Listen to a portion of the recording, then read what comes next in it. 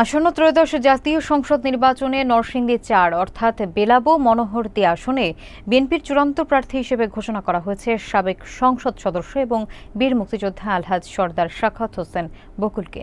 সোমবার রাতে গুলশানে বিএনপি চেয়ারপারসনের রাজনৈতিক কার্যালয়ে আয়োজিত সংবাদ সম্মেলনে দলের মহাসচিব মির্জা ফখরুল ইসলাম আলমগীর এ ঘোষণা দেন।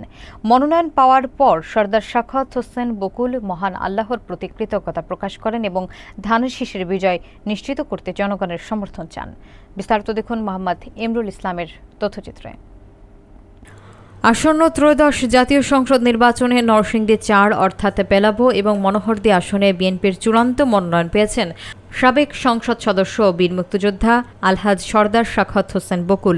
সোমবার রাতে রাজধানীর গুলশানস্থ বিএনপি চেয়ারপারসনের রাজনৈতিক কার্যালয়ে অনুষ্ঠিত সংবাদ সম্মেলনে দলের মহাসচিব মির্জা ফখরুল ইসলাম আলমগীর মোট ২৩৭ আসনের প্রার্থীদের তালিকা ঘোষণা করেন।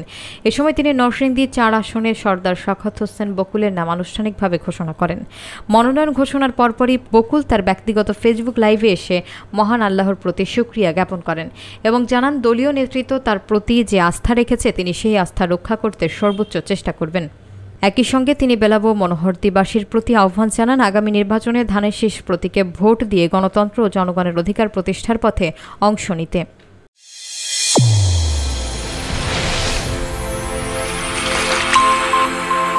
চ্যানেল A1 হৃদয়ের স্পন্দন।